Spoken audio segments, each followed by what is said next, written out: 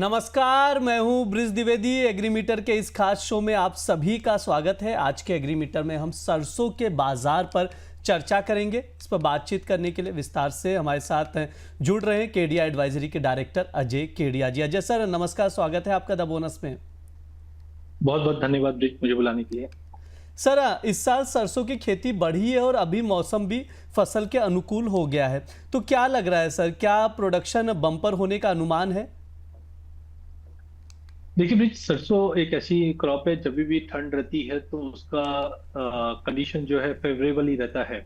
और गवर्नमेंट के भी जो मिशन है वो हमने देखा, ऑयल सीड मिशन है, उसकी वजह से जितने भी एडिबल ऑयल कॉम्प्लेक्सेस की जो क्रॉप्स है उनमें हमने इजाफा ही होते हुए देखा। खास करके अभी जो ये साल की अगर एरिया अंडर कल्टीवेशन की अगर बात करते हैं तो वहां पे भी हम देख रहे हैं 3-3.5% की तेजी दिखा रहा है। मतलब ग्रो है तो एक तो एमएसपी, फेवरेबल वेदर कंडीशन और गवर्नमेंट सपोर्ट, ये तीन की वजह से हम देख रहे हैं कि एरिया अंडर कल्टीवेशन बढ़ेगा। ओवरऑल हम देखते हैं कि इंडिया एडिबल ऑयल के लिए one of the biggest market है और कंजम्पशन भी हमारा काफी अच्छा ही रहता है। तो गवर्नमेंट ने पिछले 4-5 सालों से जो मिशन लगा रखा है उसका ऑब्जेक्टिव भी यही है कि बाहर से इंपोर्ट के बजाय हम डोमेस्टिक पे इंप्रूव करें। और मस्टर्ड एक one of the biggest crop है, तो आई थिंक के एरिया अंडर कल्टीवेशन भी बढ़ रहा है और फेवरेबल कंडीशन है, चाहे वेदर की तरफ हो, चाहे पॉलिसी की तरफ हो, चाहे मार्केट की तरफ हो। सर प्रोडक्शन पर भी बातचीत कर लेते हैं। राजस्थान में सरसों का उत्पादन बढ़ने का अनुमान है, आपका क्या आकलन कह रहा है?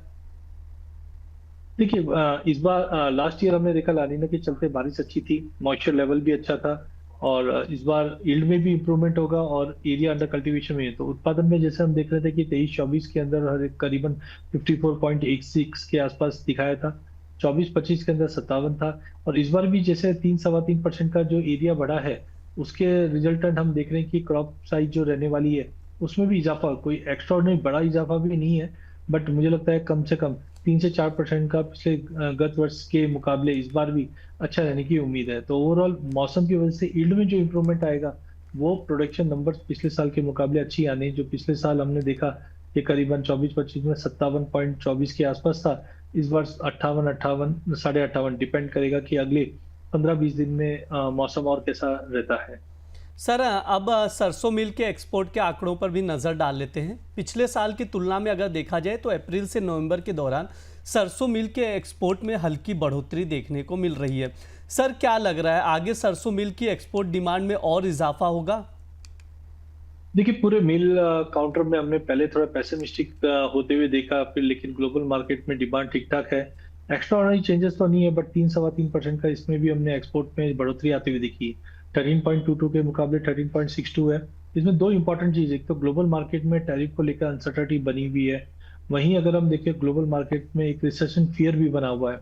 बट रुपए की गिरावट कहीं ना कहीं अट्रैक्टिव भी बनाती है, बट ग्लोबल मार्केट में अनसर्टेनिटी और रुपए की इम्पैक्ट दोनों मिक्स एंड मैच है। इसके लिए हम देखते हैं स्टडी ग्रोथ है एक्सपोर्ट्स के अंदर, ऐसा नहीं है कि बहुत ही ज्यादा फॉल या बहुत ही बड़ा जंप है। और ये एक्सपोर्ट ऐसे ही कंटिन्यू पॉजिटिव साइड ही रहना चाहिए, जिसका भाव पे भी पॉजिटिव असर पड़ता हुआ दिखाई देगा।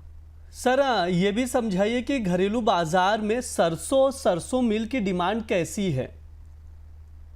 देखिए, टोटली अगर हम डिमांड साइड देखें तो Q3 जो था वो थोड़ा स्टेगनेंट था, बट Q4 में हमने देखा कि डिमांड जो है वो कंसिस्टेंटली बनी हुई है।